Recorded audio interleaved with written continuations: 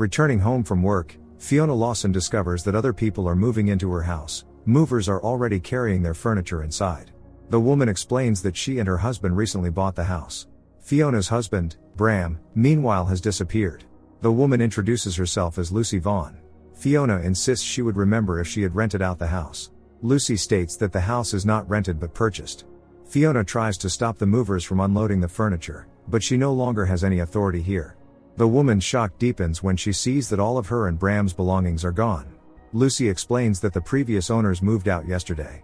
But the thing is, Fiona wasn't even here yesterday. All the rooms are empty, as if the previous occupants had indeed planned the move in advance. Lucy has all the documents confirming that the sale has taken place. Fiona suspects that real estate scammers are involved, but Lucy insists that everything is legal and that the funds from the sale should already have been transferred to the Lawsons' account. 10 years earlier, Fiona and Bram arrived to view this very house. The owners, an elderly couple, have put it up for sale because their children have grown up, started their own families and moved away. Without much hesitation, Fiona and Bram buy it. Almost 10 years pass. The couple now has 2 sons, 8-year-old Harry and 7-year-old Leo. Today Fiona, who works in home goods sales, is planning to attend an event, while her husband will stay home with the children. She returns home late, the children are already asleep, and Bram is nowhere to be found. Fiona becomes uneasy when she notices an empty wine bottle. It makes her think that someone might be in the small garden house Bram built for the boys. And indeed, when Fiona comes closer, she sees her husband with another woman, their neighbor Merl. Bram tells Merl to leave. He and his wife have a difficult conversation ahead. To Fiona, his excuses sound utterly pathetic. He promises to make it up to her, saying they can get through this together. But Fiona wants him to pack his things and leave right now. In the present, she keeps trying to reach her husband, but his number is out of service. So she calls Bram's office, only to learn he hasn't shown up since Wednesday. Fiona's panic grows even stronger when she calls the school and finds out the boys haven't been there today. Shortly before that, while Fiona was packing Bram's belongings, Merl appeared at their doorstep to say how ashamed she felt. But Fiona simply slammed the door. Bram doesn't want to lose his family and home, yet he feels powerless. For now he has to stay with his mother, Tina. Meanwhile, at the playground in the park, Fiona chats with her friends, telling them she is determined to file for divorce. When asked who the woman was, Fiona prefers not to answer. Of course the boys are struggling with the changes too, especially Leo, who is deeply attached to his father. When Merl joins them, Fiona looks at her with hatred. Bram arrives to pick up the boys and spend time with them. For the children's sake, Fiona tries to behave with dignity and not reveal her true emotions. In the present, she manages to find out that Bram has taken the boys somewhere. She tries to remain calm, convinced that there must be an explanation for everything. In the past, after a walk with his sons, Bram suggests that Fiona at least try to spend time together, for the children's sake. Eventually she gives in. She wishes everything could go back to how it used to be, that they could be a family again. And Bram clearly wishes for the same. He tries to convince his wife that it will never happen again, that everything will be different from now on, if only she lets him come back home. But Fiona remains firm, believing Bram to be selfish and deceitful. In the present, she can no longer stay calm. Lucy Vaughn tries to help, but she knows no more than Fiona does. The woman calls Bram's mother, but Tina has no idea where he is.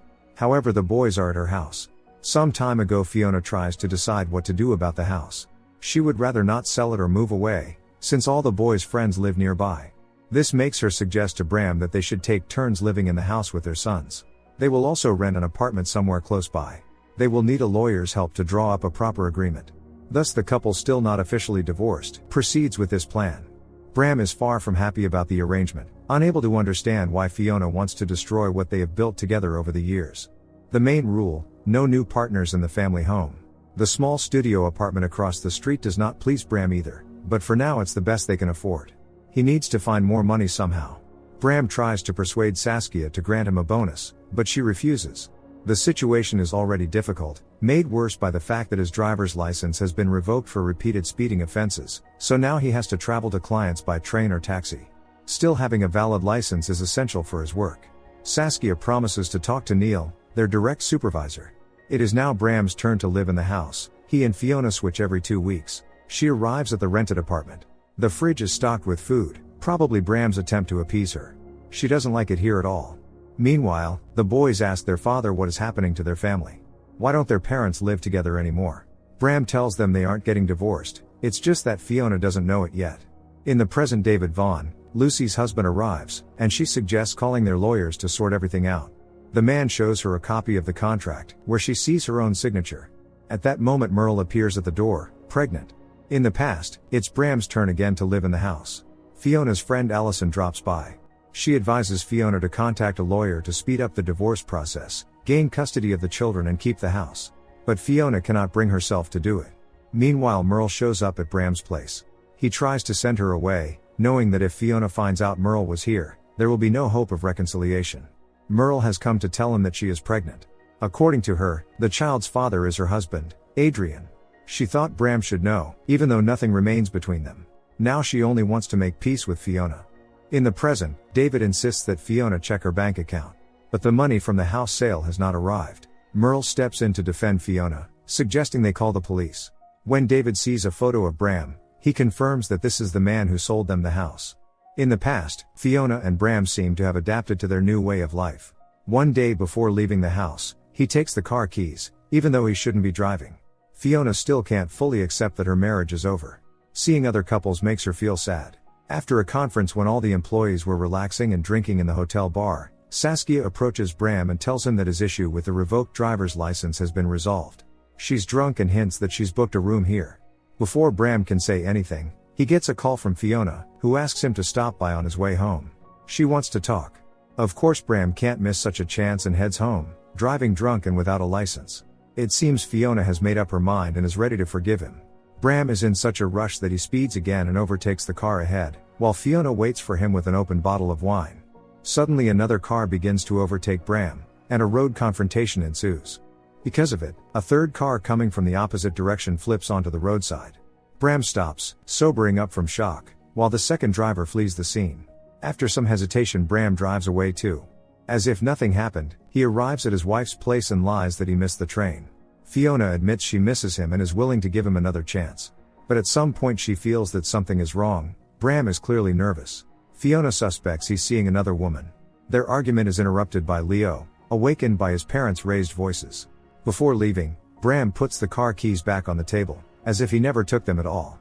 In the present, David says the sale was completed on Saturday and that Bram personally sold the house. The police arrive but the officers can do nothing, since the house legally belongs to the Vaughns now. Fiona cannot believe this is happening in real life. It feels more like a nightmare. In the past, Bram constantly checks the news feed, especially reports about car accidents in the area. During Allison's birthday gathering Fiona finds out that Merl is pregnant.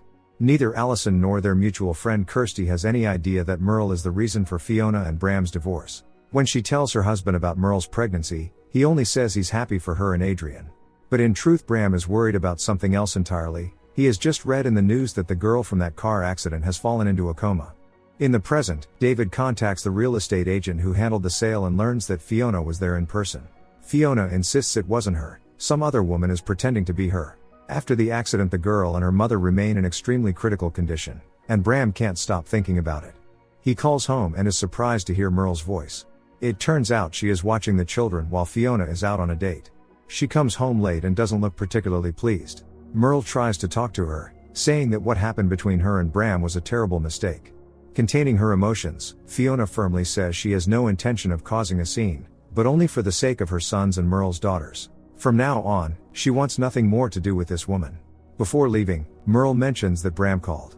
Fiona tries to call him back, but he doesn't answer because at that moment he's in the arms of a random woman he met at a bar. It turns out Merl wasn't the only one. Years ago he had already cheated on Fiona, and she forgave him.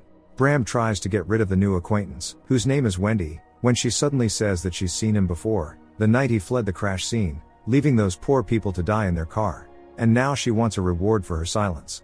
Realizing this is blackmail, Bram says he wasn't responsible for the crash, that he simply panicked and drove away. Wendy sets her terms. The police are offering $5,000 for any information, so she expects more from him. Fiona tells Allison about her date. It went well, but she still feels guilty toward Bram. At that moment Allison admits that her husband Roger saw Bram leaving a bar last night with another woman. It hurts Fiona to hear that. Bram knows the police are searching for the driver responsible for the crash. Nevertheless, he tries to act as if everything is fine and goes to see Fiona to apologize for not returning her call the previous day. She hints that she knows about his latest affair and simply tells him not to forget to wash the sheets. In the present, it turns out there is another woman also claiming to be Fiona Lawson, insisting she never sold the property and never received any money. So one of them must be lying. Fiona plans to talk to Raf, the real estate agent who conducted the sale. Not long before that, at the office where Fiona works, she meets an attractive man named Toby. He immediately invites her for coffee. Fiona is too flustered to answer, so Toby leaves her his business card in case she changes her mind. Saskia asks Bram how his divorce is going, hinting that she's ready to offer a woman's support anytime. Wendy shows up right at his office. Last time she forgot to leave her number. The woman tells him to hurry up. Once Bram gets the cash, he must call her and wait for instructions on what to do next. Fiona meets Toby over a glass of wine. He is divorced and has 2 teenage children from his previous marriage. Fiona doesn't notice how she loses control, and in the car responds to Toby's kiss. But they both realize they shouldn't rush things. Toby drives her home and tells her to call when she feels ready. Meanwhile, Allison has been looking after the boys. Fiona tells her that the date went well. Toby is very sweet and seems reliable. But she's worried about Bram, who has been acting nervous lately. Allison promises to visit him and the boys over the weekend. In the present, Fiona calls Raf, who insists that he met with her the day before, describing her as a well-dressed, dark-haired woman. Raf also claims that just 5 minutes ago he spoke with Bram on the phone. When Fiona sees the number, she realizes it doesn't belong to her husband. In the past, he suggests that Fiona take out a loan to get by until they sort everything out. But the woman refuses to be financially tied to her husband in any way. As promised, Allison visits Bram on the weekend. Roger suggests they all go for a walk in the park. There's a fair going on. During the walk, Allison mentions that Fiona is doing fine and moving on, but she's also worried about Bram. He doesn't expect to see Wendy there and introduces her as his colleague. They step aside to talk privately. Wendy firmly tells him to hurry up. The price has gone up. Now she wants $10,000, and he has only 1 day. As she leaves, Wendy gives him another piece of advice: get rid of the car and report it stolen. Fiona and Toby go bowling and have a great time together. Meanwhile, Bram visits his mother and suggests selling his late father's old car. But Tina refuses, since her husband loved that car dearly. It's a family keepsake. Unable to keep it to himself any longer, Bram admits that he desperately needs money. But Tina, who lives on a modest pension, can't help him. Fiona brings Toby to the apartment for the first time. With him, she feels as if she's 20 again. The attraction between them inevitably leads to passion, while Bram steals the car he and Fiona share. The next morning, when Fiona arrives at the family home, she hides the fact that she wasn't alone the previous night. Bram in turn asks her where she parked the car. The woman says in the usual spot, but it's gone. Bram suggests it has been stolen. In the present, Fiona keeps trying to reach her husband, but in vain. She yells at Lucy and David to get out of the house. David threatens to call the police if she doesn't stop immediately. Lucy urges everyone to calm down, at least until the lawyers sort everything out. Fiona is on the edge. Whoever those people were who sold the house, they somehow got hold of her passport, her birth certificate and her signature. Meanwhile, David receives a response from the lawyers. He and Lucy are now the official owners. Shortly before that, Wendy calls Bram and gives him the address of a cafe where she is already waiting to collect the money. But all he has managed to scrape together is $1,000. Bram insists that the insurance company will soon pay for the stolen car, and then Wendy can take the rest. At that moment, Toby joins their table, though his real name is Mike Fuller, and says they don't need Bram's car, they need his house. In the present, Fiona still cannot comprehend that her house no longer belongs to her. Where will she and the boys go now? Not long before that, Mike had completely charmed Fiona, making her trust him. Sergeant McGowan comes to her office to talk about the stolen car. The thing is, it resembles the one seen at the crash site. Learning that the victims were a woman and her 8-year-old daughter leaves Fiona horrified. She calls Bram and tells him about the police visit and the bastard who fled the crash scene. Seeing Wendy and Mike, Bram hangs up. They are following him everywhere. Moreover, they have video proof that he was at the scene. Wendy hands Bram a phone. From now on, they will contact him only through it. Mike has already estimated the house's value, around $2 million, found a real estate agent and arranged everything. Fiona is a co-owner of the property, but there is a way to sell it without her involvement. Today it's his turn to spend time with the children. He gently suggests to Fiona that maybe they should think about selling the house. But she remains firm, she has no intention of moving. Bram soon gets a call from Sergeant McGowan from the Traffic Accident Division. Fiona feels a little disappointed that Toby hasn't invited her over yet. He promises that as soon as his parents leave town, he will definitely bring her to his place. Taking advantage of the moment, Bram steals his wife's passport. It's necessary for the deal. Fiona wants to be honest and admits that she's seeing someone. Bram, who has far more pressing problems, reacts almost indifferently. In the present, Fiona shows up at Raf's office and insists that she never gave permission to sell the house, she wasn't even there. But Raf says there's nothing he can do, since the money has already been transferred to the seller's account. Before these events, Bram meets Wendy and gives her Fiona's passport. He also tries to turn her against Mike, saying that he treats her badly and doesn't respect her. However, the manipulation doesn't work. Wendy has no intention of betraying Mike. When Fiona picks up the boys to spend time with them, Bram shows Lucy and David Vaughn the house. They are satisfied with everything and ready to close the deal. Meanwhile, Fiona and the other mothers are enjoying themselves at the beach with their children. Later, as the women sip wine, Fiona tells them about Toby, how wonderful and kind he is. Her friends are eager to meet him as soon as possible. Catching a moment when Fiona is alone, Merl approaches her and asks for forgiveness once again. Fiona wants to know what really happened and needs only the truth. Merl admits that it happened spontaneously. And it's over now, so nothing stands in the way of Fiona and Bram being together again. Fiona needs time anyway. She might forgive Merl, but that doesn't mean she will forgive Bram. In the past, he was just waiting for it all to finally be over. Mike promised Bram he would leave him alone right after the sale went through. It was Christmas Eve. Bram was surprised when Fiona suggested they spend the holiday together, as a family. In the present, Fiona has no idea how she will explain all this to the boys. She's terrified. Merl promises to do everything she can to help. In the past, Fiona and Bram spend Christmas together with the children in their family home. Everything feels as it once did, as if their family had never fallen apart. If only he could turn back time, Bram would never have messed things up so badly. Fiona sees her own share of guilt too. Perhaps she should have paid more attention to her husband. Lately she feels she still needs him. In the morning they wake up together. Bram wants to believe they are a family again, but Fiona objects, saying it's only for 2 days. Once Christmas is over, they will go their separate ways again. Bram suggests that they start over and do something crazy, like selling the house. Fiona doesn't like where the conversation is going. They've invested everything into this house, it's perfect, and she's not about to lose what they've worked so hard to achieve for so many years. Fiona asks Bram to just leave. When he picks up his bag, she notices a pack of sedatives. In the present, Toby promises Fiona that they will figure everything out together. She introduces him to Merl, who takes an instant dislike to him. Shortly before that, Sergeant McGowan approaches Bram to talk about the stolen car. Bram claims that he traveled to and from the conference by train, since he lost his driver's license some time ago, something his wife doesn't know. Before leaving, the sergeant mentions that the matter isn't just about a stolen vehicle, it concerns a serious crime that left a woman and her daughter injured. The girl never came out of the coma, she's dead. Left alone, Bram breaks down in tears. The guilt is consuming him. In the past, as a Christmas gift, Toby books a room at a luxury hotel so that he and Fiona can spend some time together. She is touched by his thoughtfulness, having no idea what his real intentions are. Toby drives her home and asks if he can use the bathroom. Fiona remembers the legal agreement forbidding either her or Bram from bringing partners to the house, but she feels too awkward to refuse her lover. Suddenly there's a knock at the door. Fiona doesn't expect to see her husband standing there so late at night. When Bram sees Mike, he loses control and punches the man, starting a fight that the boys witness. Fiona screams at them to stop and begs Toby to leave, promising to explain everything later. Bram can't understand what that man was doing in their home. His shock deepens when he hears that Mike is Fiona's new boyfriend. When Bram returns to the apartment, Mike is already waiting for him. He says he'll distract Fiona for 2 days while the house is being sold.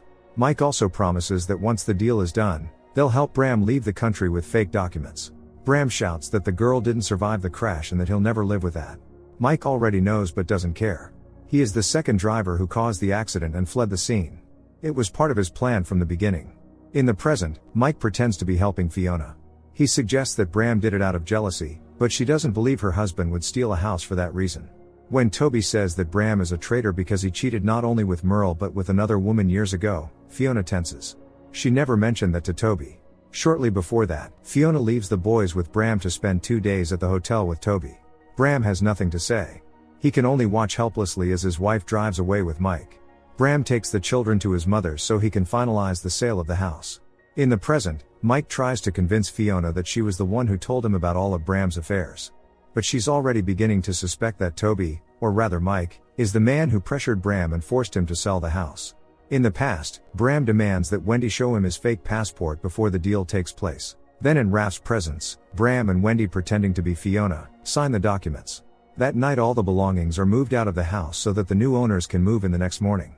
At the same time, Mike continues to play the part of the perfect lover for Fiona. Bram walks into his home, for the last time. In the morning Wendy gives him a ride. He feels like he can't go through with it. But now there's no other choice. Just then, Fiona says she has to go back home urgently because she forgot to send some work documents. Mike does everything he can to delay her.